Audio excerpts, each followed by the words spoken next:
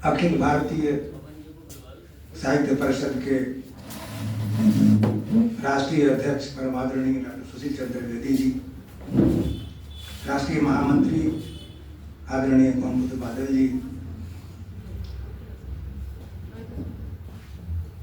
प्रांत के पदाधिकारी श्री मंगल सिंह जी और प्रदेश के और प्रांत के अध्यक्ष त्रिपाठी जी, महानगर इकाई के अध्यक्ष आदरणीय निर्भय नारायण गुप्त जी, कार्यकारी अध्यक्ष अनंत भाव जी और कार्यक्रम का संचालन कर रहे हैं आदरणीय डॉक्टर ममता पंकज जी और समुपस्थित हमारे वरिष्ठ साहित्यकार, आप सबका अभिनंदन करता हूँ। हमारे लिए गर्व की बात है कि लखनऊ से ही हमारे अखिल भारतीय साहित्य परिषद के जो शिखर के पदाधिकारी हैं, इनके मार्गदर्शन में कार्य होना है और एक जनता से है। देखिए, मैं रहने वाला बनारस का हूँ, वाराणसी जिसको कहते हैं। वहाँ एक कहावत मशहूर है कि नानी के आगे नैहाल का बखान। तो ऐसी स्थिति मेरी है कि मुझे संघ साहित्य के बारे में बोलना है और किसके सामने बोलना है। बताऊं नानी को कि मेरे ननिहाल में बहुत बड़ा मकान है और गाड़ियां हैं और 4 मामा हैं। तो मुझे बताना है उन लोगों के सम्मुख जो इसके उद्भट विद्वान हैं, मोहम्मद बादल जी, आदरणीय मुतफिर जी। फिर भी मैं उस प्रत्येक की तरफ कुछ न कुछ अवश्य कहूँगा। संघ की स्थापना का यह शताब्दी वर्ष है। हम सब जानते हैं कि डॉक्टर केशव बलिराम हेडगेवार जी ने नागपुर में 27 सितंबर 1925 को संघ की स्थापना की थी और इसके प्रथम सरसंघचालक बने। उन्होंने अपने व्याख्यानों में कहा कि संघ का कार्य किसी व्यक्ति या दल के लिए नहीं, राष्ट्र के लिए है। उनकी मान्यता थी कि राष्ट्र सर्वोपरि है, व्यक्ति सत्ता या दल नहीं।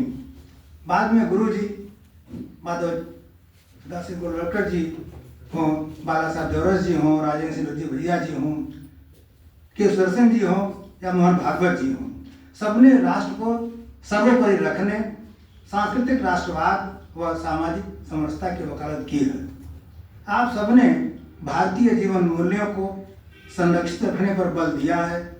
संघ के मार्गदर्शकों के व्याख्यानों और लेखों आदि को समग्र रूप से संग्रहित करके प्रकाशित किया गया है। आज वही संघ का आधारभूत मुख्य साहित्य है। साहित्य किसी भी राष्ट्र की आत्मा का संवाहक होता है। वह केवल शब्दों का विन्यास नहीं, वरन समय, समाज और संस्कारों का साक्ष्य होता है। इस दृष्टि से संघ का साहित्य एक समग्र चिंतन प्रवाह के रूप में सामने आता है, जो व्यक्ति, समाज और राष्ट्र तीनों को एक अविभाज्य इकाई मानकर चलता है। संघ साहित्य का उद्देश्य मनोरंजन या भावुकता नहीं, वरन बोध, दिशा और दृष्टि प्रदान करना है। संघ के साहित्यिक चिंतन की जड़ें भारतीय साहित्यिक परंपरा में गहराई तक धसी हुई हैं।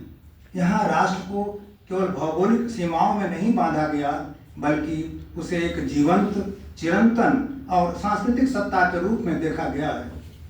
डॉक्टर केशव बलिराम हेडगेवार जी के विचारों से प्रारंभ यह दृष्टि आज तक विकसित होती आ रही दिखाई देती है।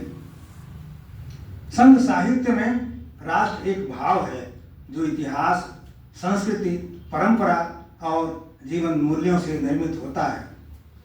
संघ साहित्य का केंद्र बिंदु भारतीय संस्कृति है। यहाँ धर्म को संकीर्ण मत पंथ के रूप में नहीं, बल्कि जीवन को संतुलित और मर्यादित करने वाली व्यापक जीवन पद्धति के रूप में समझा गया है।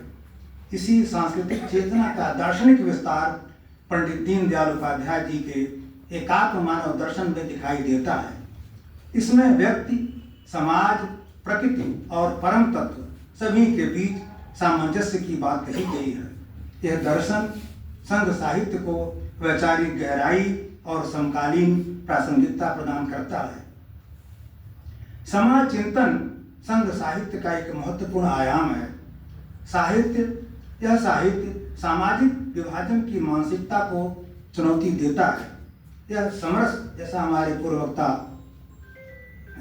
कहा श्रीवास्तव जी ने, बड़ी विस्तार से चर्चा उन्होंने की थी, तो मैं पुनरावृत्ति कर रहा हूँ। उन्होंने भी कहा था इस बात को, यह समृद्ध समाज की अवधारणा को सामने रखता है। इसमें जाति, वर्ण, भाषा या क्षेत्र के आधार पर बने भेदों के स्थान पर कर्तव्य, सेवा और संगठन की भावना को प्रतिष्ठित किया गया है।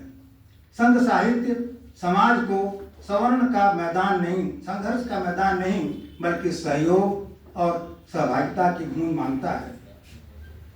संघ के साहित्यिक चिंतन में व्यक्ति निर्माण को राष्ट्र निर्माण की पहली शर्त माना गया है।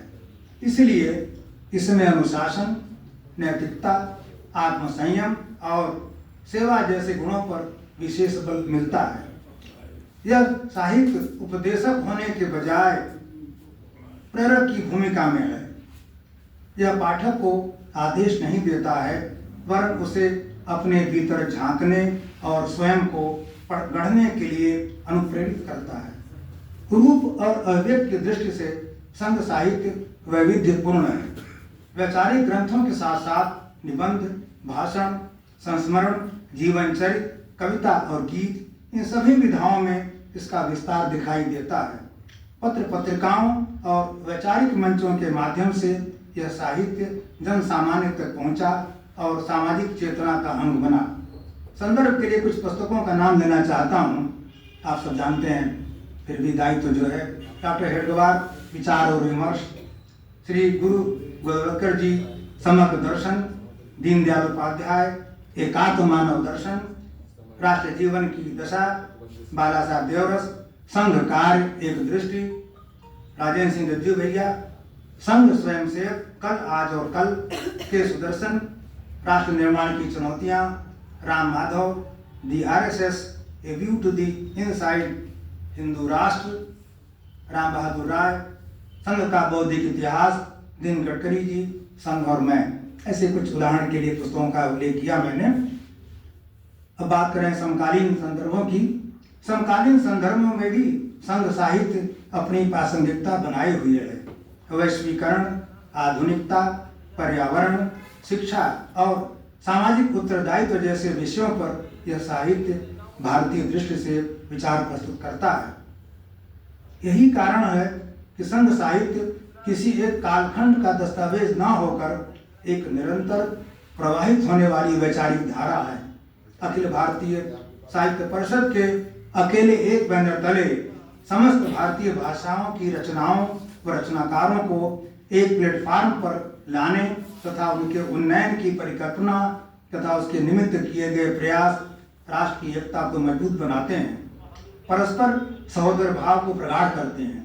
अंत में निष्कर्ष के रूप में हम यह कह सकते हैं, संघ का साहित्य राष्ट्रबोध, सांस्कृतिक चेतना और मानवीय मूल्यों का समन्वित स्वरूप है। यह साहित्य, जैसा पूर्ववक्ता ने भी कहा था, यह साहित्य, भाई संचालक ने कहा था इस बात को, यह साहित्य पढ़े जाने से अधिक जिए जाने का आग्रह करता है। यह साहित्य पढ़े जाने से अधिक जिए जाने का आग्रह करता है और इसी में उसका साहित्यिक तथा वैचारिक महत्व निहित है। इन्हीं के साथ मैं अपनी वाणी को विराम देता हूँ और मुझे विचार रखने का अवसर देने के लिए महानगर इकाई का आभार व्यक्त करता हूँ। जय हिंद, जय वंदे मातरम।